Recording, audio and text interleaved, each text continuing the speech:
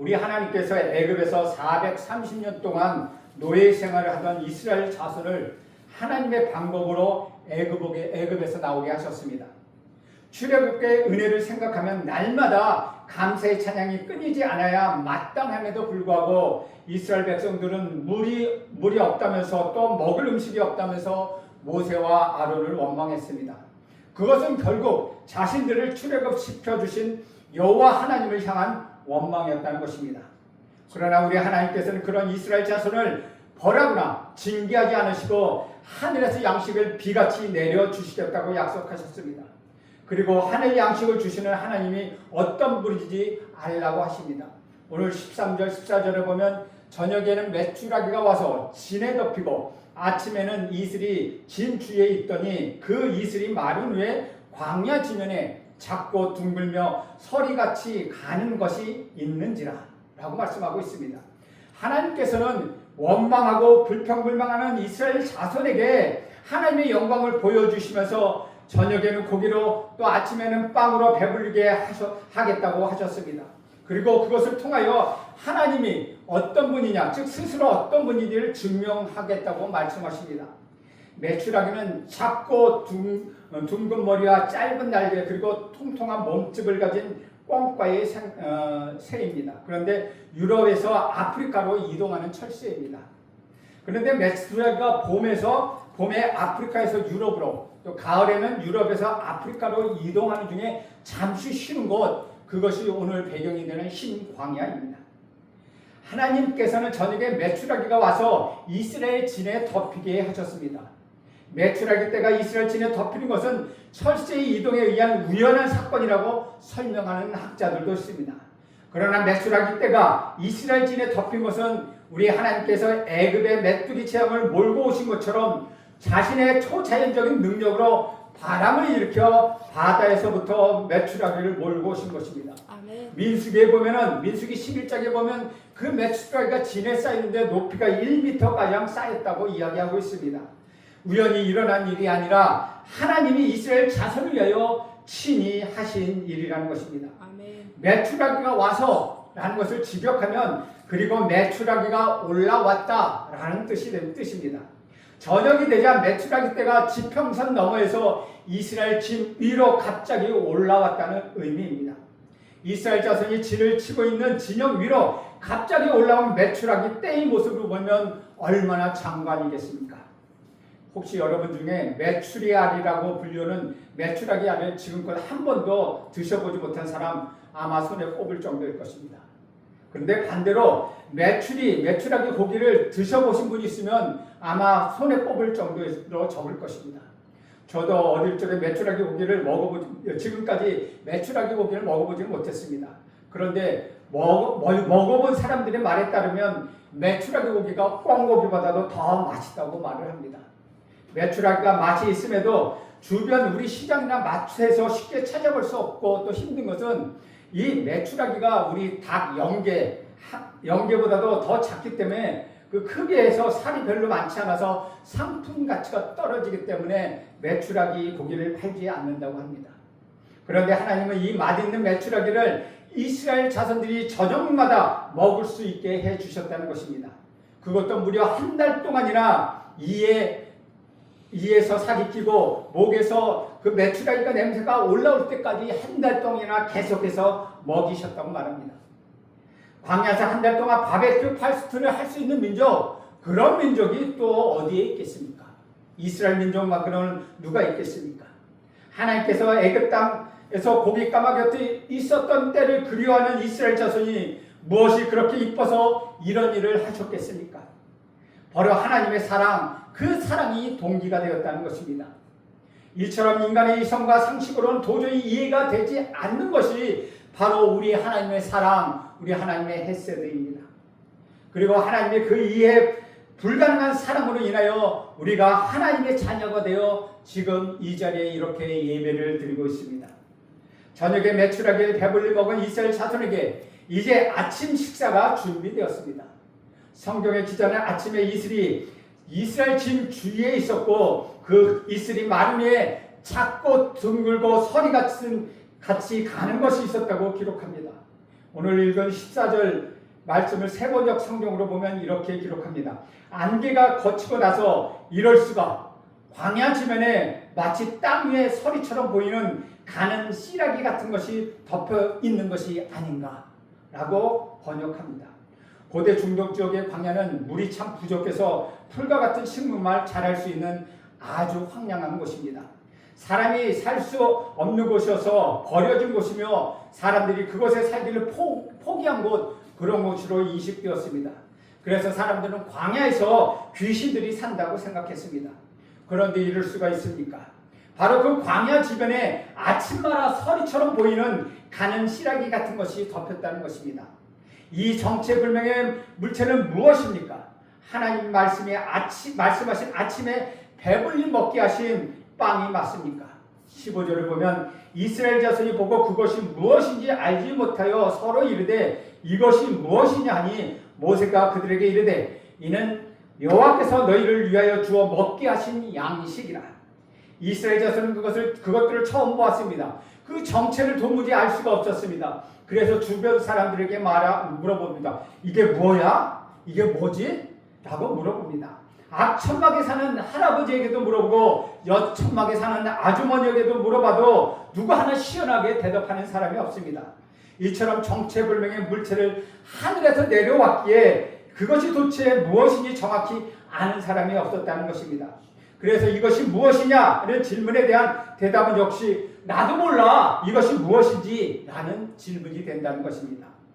이것이 무엇이냐라는 것들을 히브리 말로 하면 만후라고 합니다.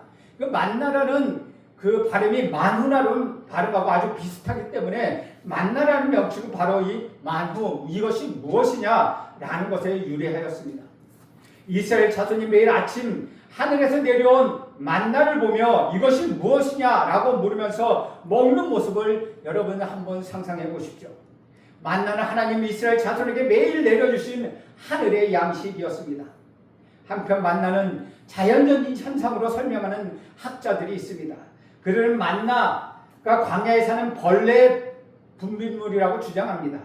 만나는 사막에 사는 곤충인 연지벌레라는 것이 분비하는 분비물이라고 말합니다. 이 연지벌레가 분비하는 분비물에는 달콤한 맛이 있는데 그 분비물이 땅에 떨어져서 사막의 더운 공기하여 수분이 증발되고 굳어지는 결정체입니다. 개미들이 이 알갱이들을 하나하나 모아오는데 아침 일찍이 일어나 주우면은 음식 재료로 쓸 수 있다고 말합니다. 온도가 높아지면 그래서 또한 녹아서 사라집니다. 시나이 반도에서 1년에 약 6주 정도만 그것을 거두어줄 수 있는데 이 1년 동안 모아들이면 고작 250kg 정도가 된다고 합니다. 대체 이 벌레들이 날마다 얼마나 많은 분비물들을 만들어내야 200만 명이 넘는 이스라엘 자손들이 매일매일 먹을 수 있겠습니까? 만나는 이 땅의 소산이 아니라 하나님의 내려주신 특별한 양식이라는 것입니다. 아멘. 시편 78편 24절에서 만나에 대해서는 이렇게 말하고 있습니다. 그들에게 만나를 비같이 내려 먹이시며 하늘 양식을 그들에게 주셨나니. 아멘. 하나님께서 광야에 비같이 내려 이스라엘 자손으로 먹게 하신 만나는 말 그대로 하늘의 양식입니다. 그것을 먹는 사람이 자신들이 정확히 무엇을 먹고 있는지 알지 못했던 신비의 양식, 그것이 바로 만나였습니다. 그런데 만나가 아무리 하늘 양식이라 하더라도 그것이 이스라엘 자손에게 영원한 생명을 가져다 주지는 못했습니다. 그렇지만 우리 구주 예수 그리스도는 자신을 가르쳐 하늘에서 내려온 살아있는 떡이라고 말씀하십니다. 요한복음 6장 49절에서 59절에 보면 이렇게 말씀하십니다. 너희 조상들은 광야에서 만나를 먹었어도 죽었거니와 이는 하늘에서 내려오는 떡이니 사람으로 하여금 먹고 죽지 아니하게 하는 것이라. 나는 하늘에서 내려온 살아있는 떡이니 사람이 이 떡을 먹으면 영생하리라. 내가 줄 떡은 곧 세상의 생명을 위한 내 살이라 하시니라. 아멘. 사랑하는 여러분, 만나는 새벽 이슬이 내리에 만들어지는 꿀로 만든 과자와 같습니다. 이것은 하나님이 빛처럼 40년 동안 주셨습니다. 만나는 해가 뜨면 없어집니다. 새벽 이슬이 만나라면 만나를 먹기 위하여 새벽 기도에 나와야 한다는 것입니다. 새벽 기도가 매우 중요합니다. 새벽에 매일 나서서 새벽을 사는 사람은 건강합니다. 그 사람들은 부지런합니다. 열심히 살아갑니다. 힘이 있습니다. 그래서 새벽은 축복의 보고라고 합니다. 새벽은 또한 축복의 열쇠라고 합니다. 여러분 모두 새벽을 깨우시는 사람을 되게 간절히 바랍니다.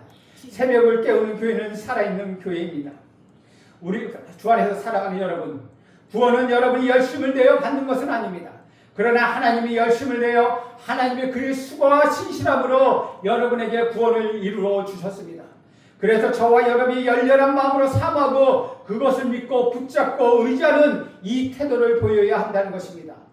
바로 그것이 믿음입니다. 무릇 살고자 하는 자는 사는 것입니다. 하나님이 찾는 자가 하나님을 만나게 됩니다. 나는 관심이 없습니다. 나는 모르겠습니다. 이런 사람은 절대로 안 된다는 것이죠. 하나님께서 은혜를 주시고자 했을 때 거의 막다른 달목에 막다른 길에 모여서 진퇴양난에 있을 때 우리는 각성하고 열심을 내어야 한다는 것입니다. 그들이 광야에서 먹을 것이 없을 때 우리 하나님의 그 이스라엘 불평소리를 들어주시고 만나를 거두게 하셨습니다. 그들은 만나를 먹어 죽었지만은 우리 구주 예수 그리스도 참 생명의 떡이신 예수 그리스도를 먹는 우리는 영원한 영생을 얻게 되는 것입니다. 우리 예수님이 주시는 그 생명의 떡은 우리를 영원히 살게 하는 것입니다. 만나를 먹어도 죽었던 이스라엘 백성들처럼 만나가 우리를 구원시키는 것이 아니라 우리 구주 예수 그리스도의 피와 예수 그리스도의 살이 우리를 살게 한다는 것입니다. 16절 말씀을 보면 여호와께서 이같이 명령하시기를 너희 각 사람은 먹을 만큼만 이것을 거둘지니 곧 너희 사람 수요대로 한 사람이 한 오멜씩 거두되 각 사람이 그 장막에 있는 자들을 위하여 거둘지니라 하셨느니라. 하나님께서 매일 한 사람에게 한 오멜씩 만나를 거두라고 명령하십니다. 이 오멜은 구약 성경에서 유일하게 출애굽기 16장에만 나오는 도량을 어떤 것을 재는 도량형이라고 이야기합니다. 구약 성경에서 여러 번 등장하는 호멜이라는 단어와는 단위가 다르다는 것이죠.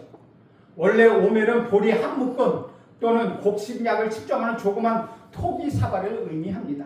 이것이 점차 물질의 부피를 재는 단위로 그 의미가 정착되어 한 오멜은 약 2.2리터 정도를 가리키게 됩니다. 하나님께서는 한 사람에게 한 오멜씩 거두라고 하셨는데 그런데 여기서 한 오멜은 2.2리터를 같이 정확한 양을 의미하기보다는 원래 의미인 곡식의 양을 측정하는 토기 사발로 보는 것이 타당합니다. 왜냐하면 각 사람이 먹을 만큼 한 오멜씩 거두라는 명령에 비춰보면 한 오멜은 정확하게 도량으로 보기 어렵다는 것입니다. 또한 한 오멜씩 거두었지만 그 거둔 양이 많기도 하고 적기도 했다는 말이 이런 사실을 뒷받침해 주고 있습니다.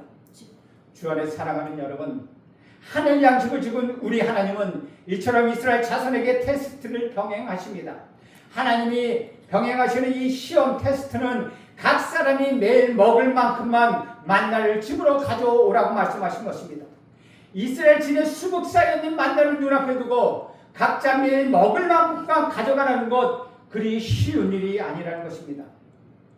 만일 누군가 여러분을 뷔페를 초대해서 딱 한 접시만 담아가지고 음식을 먹으세요 라고 말하면 기분이 어떻습니까? 이렇게 많이 차려놓은 음식인데 고작 한 접시만 먹으라고 말하며 불맨소리를 하지 않겠습니까? 혹은 치사해서 치사해 집에 가서 나 다른 음식이나 차려 먹겠어 라고 하지 않겠습니까? 또한 이 많은 뷔페에 가서 먹게 되면 오직 한 접시만 아니라 과식하게 된다는 것입니다. 내가 먹을 만큼만 먹는 것이 아니라 더 많이 먹게 된다는 것이죠. 이스라엘 자손은 급박한 출애굽 과정에서 발효되지 못한 반죽을 들고 허겁지겁 나온 사람들입니다. 그 상황에서 그들이 음식을 챙겨 나왔다고 해서 그 양이 얼마나 되겠습니까? 그들은 아마도 그들이 걷어갈 길을 계산해서 한 달이면 된다고 해서 약 한 달쯤의 음식을 들러매고 나왔을 것입니다. 또 이제 그들이 애굽에서 나온 지 이제 한 달이 넘었습니다. 애굽에서 준비해온 모든 음식이 입이 떨어지고 남을 시간이었다는 것입니다. 그들은 당장 내일 먹을 끼니를 걱정해야 하는 그런 상황에 놓여 있었습니다. 그러나 하나님은 그런 이스라엘 자손에게 각 사람은 매일 먹을 만큼만 거두라고 분명하게 명령하셨습니다. 하나님께서 날마다 일용할 양식을 주시는 것을 신뢰하지 않으면 결코 순종하지 않는 믿음의 훈련이 시작된 것입니다. 17절 18절에 보면 이렇게 기록합니다. 이스라엘 자손이 그같이 하였더니 그 거둔 것이 많기도 하고 적기도 하나 오멜로 되어본즉 많이 거둔 자도 남음이 없고 적게 거둔 자도 부족함이 없이 각 사람은 먹을 만큼만 거두었더라.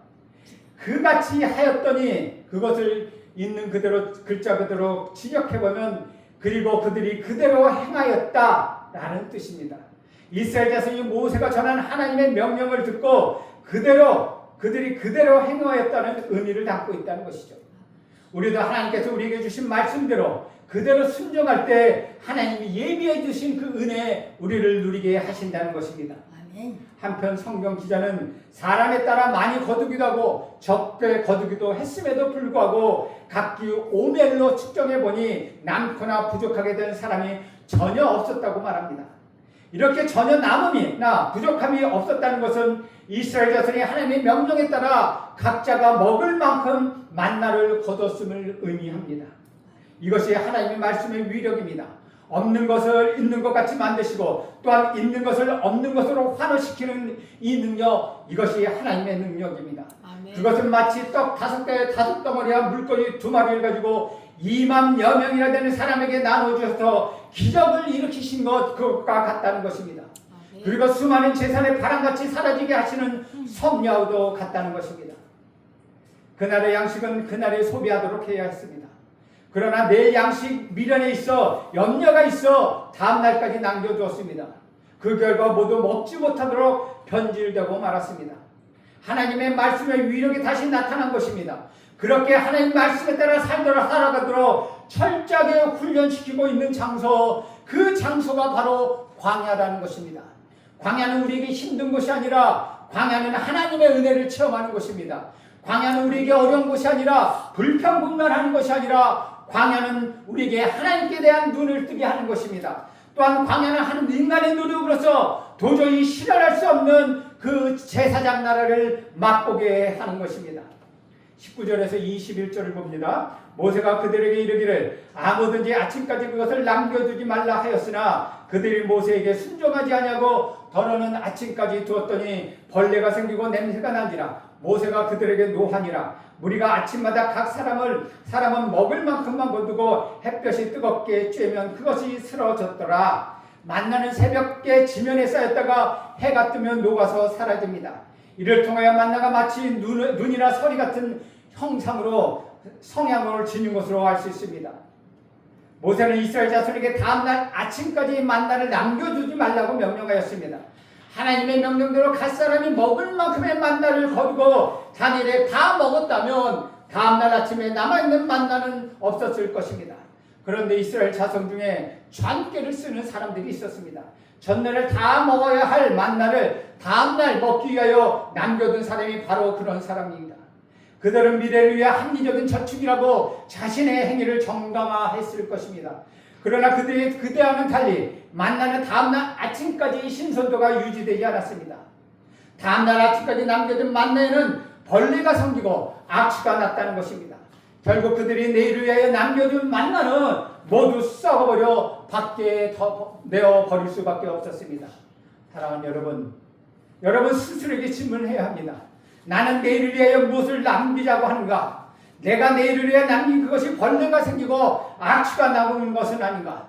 썩어 사라지는 것을 남기기 위하여 오늘도 나는 무엇을 해야 하는가? 스스로 물어보아야 한다는 것입니다. 요한복음 6장 27절은 이렇게 기록합니다.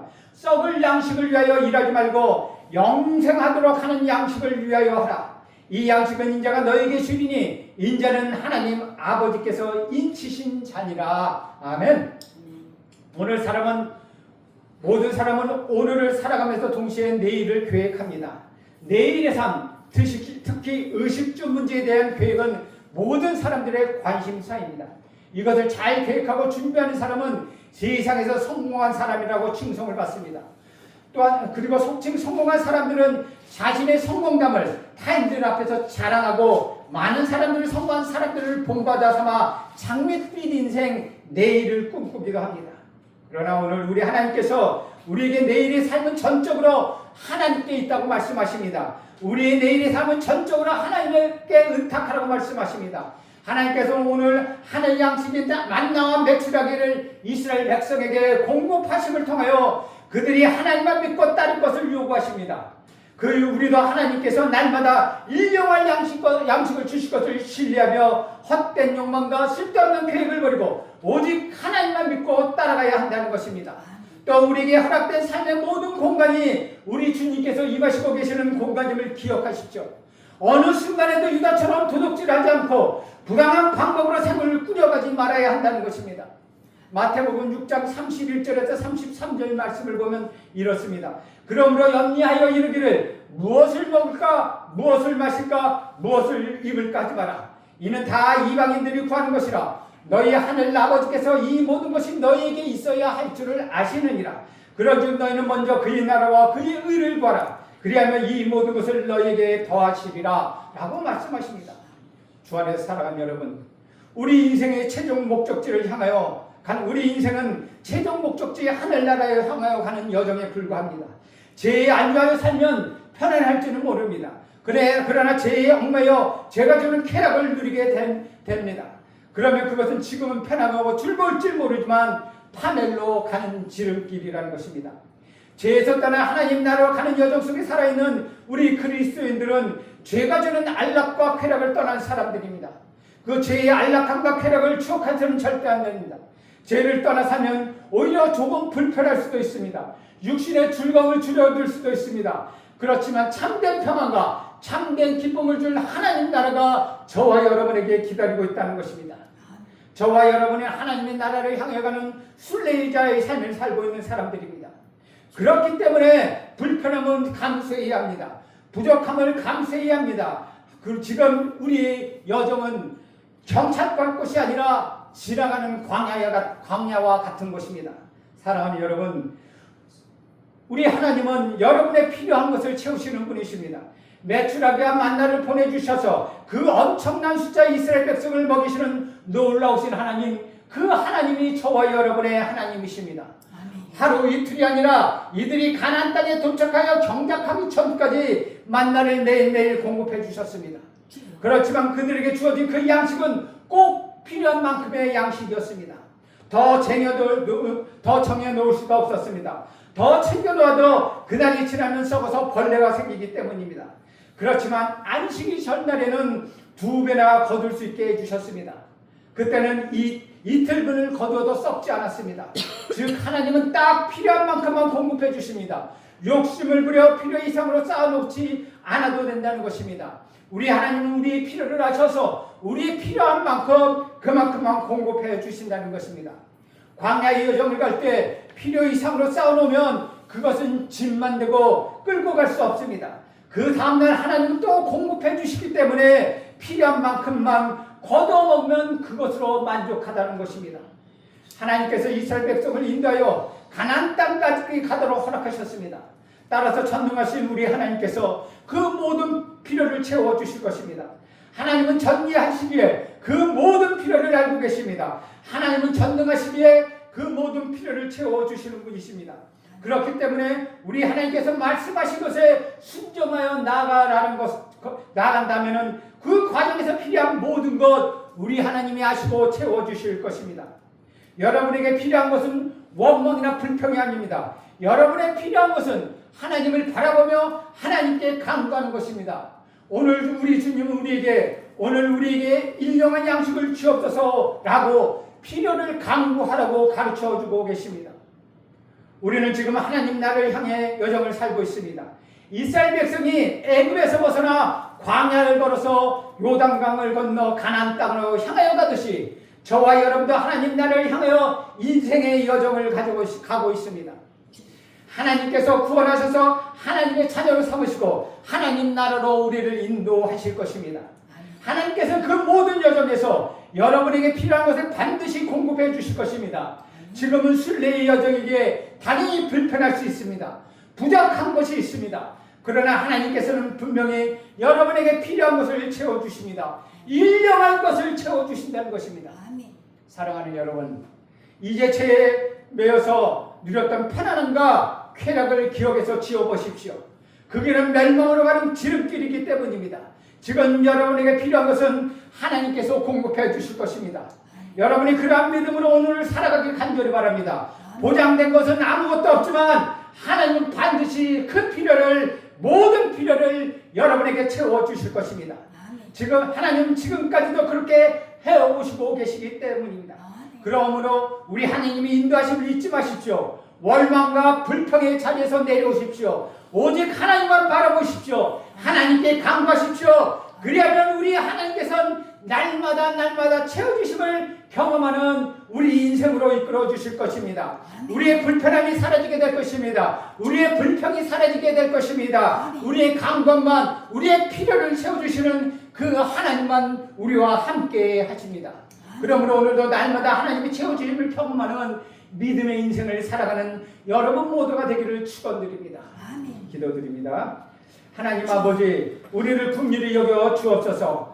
광야의 이스라엘 자손을 하늘 양식인 만나와 메추라기로 배불리 먹이신 하나님께서 나의 하나님이 되심을 잊지 않게 하옵소서. 날마다 일용할 양식을 주시는 하나님을 신뢰하게 하옵소서. 우리 인생의 모든 공간에 회개에 합당한 삶을 살아가게 하여 주옵소서. 인생의 여정, 순례자의 영정을 넉넉히 담대하게 걸어가는 우리 모두가 되게 하옵소서. 예수님의 이름으로 기도하옵나이다. 아멘.